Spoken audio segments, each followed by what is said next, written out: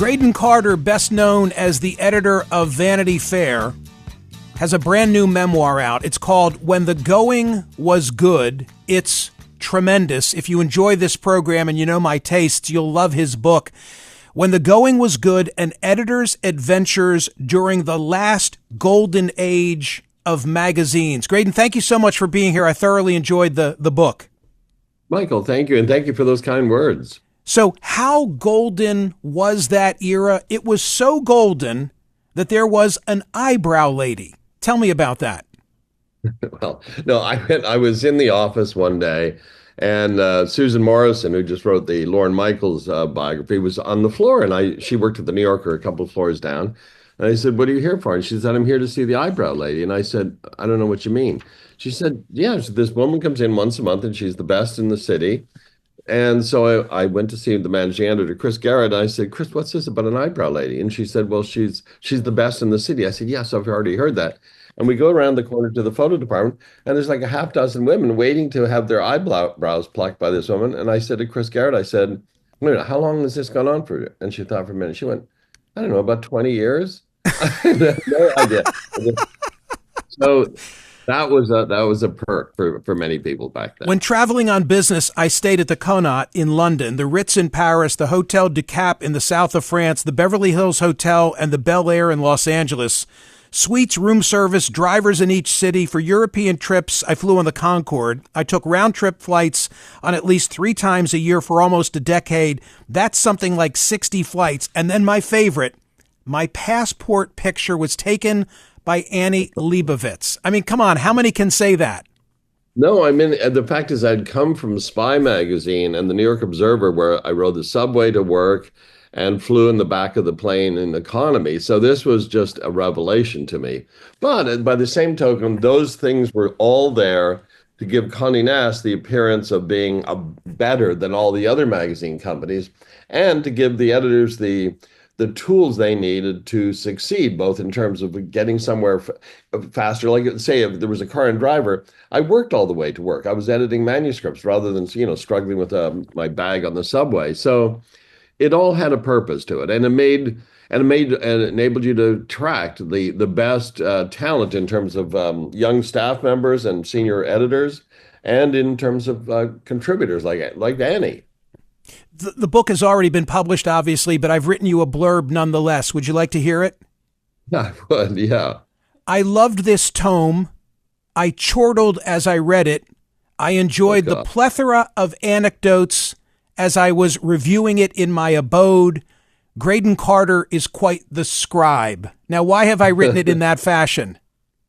Because when I got to Vanity Fair, I got rid of those sort of words were what was sprinkled throughout the sort of Baroque house style of Vanity Fair. And I started compiling a list of banned words, most of which you just use there in a sort of Mad Lib.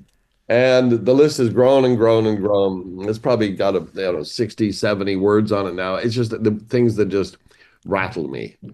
Cy Newhouse, a billionaire who owned the magazine. What a character. I love when I use the word character, it's an homage. You're a character. That's why I so enjoy having you on this program for the first time.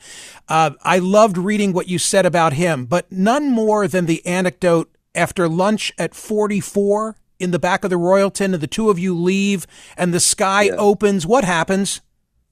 Well, we're leaving lunch, and we had about a 2.5 block. We walked to the restaurant on 44th Street, and we walked to the restaurant. So we're leaving the restaurant. All of a sudden, rain like I've never seen in New York before. And I thought we're going to get soaked. And all of a sudden, a cab pulls up. So we get into the cab, and I told the driver, I said, "Listen, we're only going 2.5 blocks, but I'll give you $20. And he said, "Okay." So he drives, and then all of a sudden I realized I don't have any money. And I whispered to Cy, I said, "Do you have any money?" He goes, "No," because we had a house account there at the restaurant. So we get to the building, and I say, "Sir, listen, I'm going to have to rush in and get you the money, and we will go in, and then I'll come back and give it to you." And he said, he thinks for a minute, then he turns around, he says, "Okay, but the little guy's got to stay in the cab." He was one of the richest men in New York, and the little guy has to stay in the cab. Anyway, so I love that story. There are a few pages in the books, and it takes a few pages in the book where you just lay out the list of writers with whom you were associated. You were the editor of Vanity Fair. These were writers who were writing for you. I don't want to play favorites, but names like Buzz Bissinger, names like Maureen Orth, names like Mark Bowden, Carl Bernstein, William D. Cohan, Bartlett and Steele, both of whom I knew, et cetera, et cetera, et cetera. And then my personal favorite, and I had the privilege of meeting him, having lunch with him, but you speak at great length in the book about Dominic Dunn. Dominic Dunn, who really was rescued, by you bringing him in to Vanity Fair, and we all remember his work in the O.J. trial. Oh no, he was. I didn't bring him in. I inherited him, and that was one of the great things that came with the magazine. But we worked together for decades, and there were two enormous sort of world scale trials: the Menendez brothers, and then the O.J. Simpson trial. And we would send Dominic lived in on the East Coast, but we would send him out for sometimes 9 months and put him up at the chateau, and with a car and driver to get back and forth to the courthouses. And this was a huge advantage for the magazine because advertisers scrambled to have their ads around Dominic's copy. And advertising went for about $100,000 a page. And so even the amount of money we spent on keeping Nick out there in California for extended periods of time paid off in a great way. And in a certain way, he became perhaps the most famous print journalist in the world. And he was an amazing person, and he managed to remember our competition was on those trials was minute by minute on television, daily, but with the newspapers, weekly in the weekly magazines, and we had a monthly magazine. And so we had to craft dispatches from the trial that would sort of fill in all the gaps and tell them in a sort of a narrative arc each month. And the way, say, Dickens used to publish his books in London in the 19th century, a section at a time, and yet they all sort of hung together, and he became the de facto expert on both of those trials.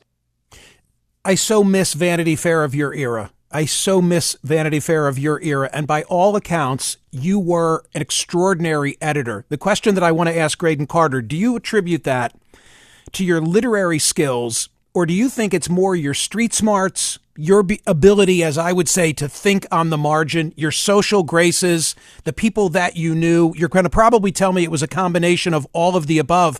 But if I made it binary, which of the two would it be? Your people skills or your literary skills? I think probably people, in that your job is to get the best out of people. And also, I think it helps coming from somewhere that's not New York to work in New York. I came from Canada, and like a lot of editors who made their marks in New York, most made a much bigger mark than me. But I came in, I sort of studied New York from afar my entire life. It was the city I wanted to live in and to become an adult in. And I think being an outsider helps a lot because you see the things the way the native-born person does not see it. They're sort of indoctrinated in everything. But when I came to New York, everything was new and fresh to me, and I soaked it all up. And I think that helped. And I think I'm very appreciative of the work of others. So I created an office of where colleagues treated each other with respect and courtesy. And I wrote thank you notes to every writer, every photographer, every illustrator, and every advertiser every month for 25 years. And I authentically meant them because they were the franchise, not me. Graydon Carter is the author of When the Going Was Good. In the book, he writes, "Nothing I had done before or pretty much after could match the sense of accomplishment and sheer exhilaration of that period of his life." He's not writing about being the editor of Vanity Fair. You made that statement with regard to what part of your life? Well, when I was a late teen, my parents, like a lot of sort of middle class parents in where I grew up, they sent their kids out west, either work on the oil fields or work on the railroad or work on construction. And the idea was it was character forming, and that it would toughen you up a bit for the sort of the life road ahead. And I went to work on the Canadian National Railway as a lineman for, and I said was first lived for six. I signed up for 6 months, and I lived in a boxcar with 11 other men, most of whom had criminal records. And I had a fear of heights like any normal person, and I got over that, and it did toughen me up, and I grew to really appreciate these guys. We had a wonderful time.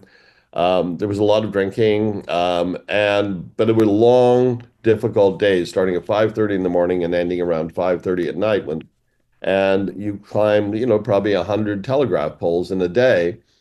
And we got around and we lived in a boxcar. As I was leaving, I thought, and for some reason, I remember details about that job with much greater clarity than anything that's happened to me since. Last weekend, I took my wife to dinner. We were at a nice place, engaged in conversation with the bartender as we sat at the bar, and he reminded me that in the midst of the pandemic, he was then in a different station in life, working for a private equity firm, and they had engaged me to deliver a speech to all of their clients. He also made it clear that he wanted to get back into the business. I know someone. I was thrilled after I left the restaurant to make that introduction for him. Then I get to this part of your book. As much as I hated some of my part-time jobs, the funny thing is, these are all the things I look for in somebody else's resume. I love seeing the history of a young person who has worked in retail or a restaurant. If you can handle 3 or 4 tables of difficult diners, the magazine business is a breeze by comparison. I don't warm to a resume filled with gold-plated internships and performative volunteer work. You too would have respected the fact that this guy had fallen on hard times, was now bartending, but wanted to get back in. 100%. I mean, I've never worked as a bartender. I worked as a waiter one night a year for a charity, and I usually have a proper waiter backing me up while I'm doing it. And even waiting on 1 or 2 tables was as much as I could handle. One of my managing editors at Airmail, I had met her in the summertime, and she was handling about 4 tables at a restaurant near us in the country. And I just watched that she did it with such ease and such grace. She was getting out of school that fall, and I hired her to be the managing editor of Airmail. I have a lot And of now she's choices. then I she have a went lot of off the law. choices when I say this is my favorite paragraph of the book, but please indulge me, okay? Hey, do you have a copy of the book handy? Yeah, yeah, yeah. Would you would you turn to page 64? Uh-oh. By the way, this is Graydon Carter, and the book is When the Going Was Good, and it's a tremendous read, and my audience knows I wouldn't say it if I did. In the upper left, beginning with New York, would you mind reading that paragraph aloud? I love this, Graydon, so I'd rather hear it from you than have me read it. Okay. New York in the summer of 1978 was a festering pot of arson, stabbings, prostitution, and graffiti, all of it chronicled in trademark hysterics by the New York Post, which had been bought by Rupert Murdoch 2 years earlier. Ed Koch had recently defeated a slew of Democratic rivals to become the city's new mayor. The son of Sam's serial killer had just been sentenced to life in prison. In a few months, Sid Vicious would kill his girlfriend, Nancy Spungen, in the Chelsea Hotel. The murder rate was through the roof. There were burned out abandoned cars everywhere. Stewardesses lived in the East 30s to be near the tunnels taking them to LaGuardia and JFK. Bankers, lawyers, and debutantes lived in the Upper East Side. Writers lived in Greenwich Village in the Upper West Side, about the only places they could afford. There were bodegas and head shops in almost every block, and the city was filthy and sweltering. I can't recall when I'd ever been so happy. Right. No, the critics of the Washington Post said that I reminded in my memoir she reviewed it, and she thought that I reminded her of Buddy, the Will Ferrell character in Elf, and I thought Right, it's right. completely wrong in all of that.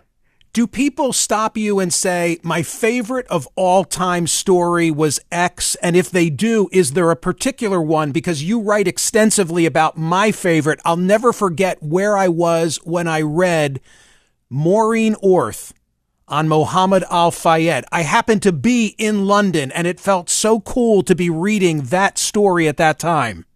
Oh, interesting. Now, that's like saying which are your favorite children. I can't Right. do that.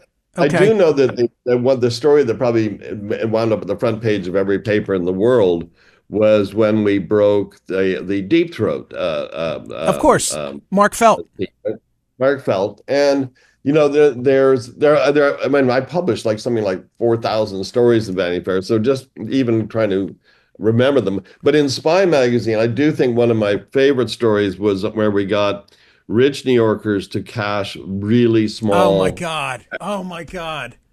So I that love it. that partly because that took a year to put together. The Mark Feld story took 2 years to pull together. So I did work on a long I did work a long game. So, I won't give it all away for free. I better cut to the chase. At the end of the book, there are rules for life. I'm Right. 63. When I turned 60, I wrote my 60 rules, and at family dinner, I shared them. So when I got to that part of the book, I was dying because there is some overlap between the two of us. Although perhaps I should be embarrassed to tell you this, Graydon Carter. I'm in my radio studio, and I have a wall of fame. That's okay. No, that's you have to in Washington. That is, I think Washington is the exception because everybody No, does it. you said your rule is unless that famous person has the same picture of you, you can't have a wall of fame. That's sort of true. So if you have a picture of you and Bill Clinton on your wall, Bill should have one of I you don't and think him he has together. one of me. I don't think he has one of me. Okay. Then you should probably take it down. Something else we have in common, but not because I'm struggling to go to 3 different dinner parties at once, but I'm always the first out the door, and that coat is always left in my car. What am I talking about? Well, just how to make a get in and out. Sometimes I would have to go to 3 book parties in a night and still be home for dinner. So I'd leave my coat in the car, make a beeline for the host and the guest of honor, never pick up a drink, never get into some long, detailed conversation, and never say goodbye. Now you get back in the car in about 3 or 4 minutes. You'd never look rushed. And it's just if that was the case. There are things where you go where you decide I'll stay all night, but that's rare for me. I'm not a lingerer. One more of your rules, then I'll hit you with a few of mine, and I'll say thank you very much. I love this one. Buy two. Buy two. When Well, do we're you buy both two? wearing well, we're both wearing Lacoste shirts, and this mine is a white. It's probably 15. There you go.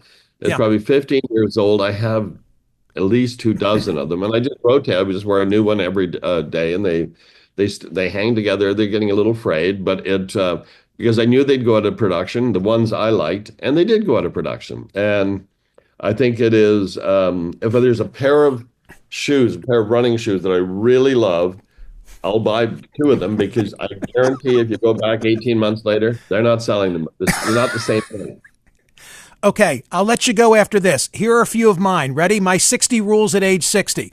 One of them is, in no particular order for Graydon Carter, at least once in your life, be involved in a political campaign. I think Another of that's a my good one.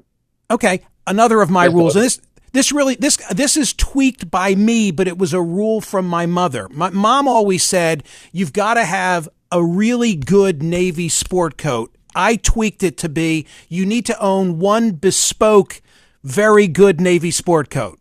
Now you've got more than that, but you'd agree with that too. 100%. Okay, this is a classic Graydon Carter. We both feel the same way. Write letters, ones that require a stamp. Well, that's in the olden days. I used to do that. I had a whole apparatus at Vanity Fair when I'd send things out.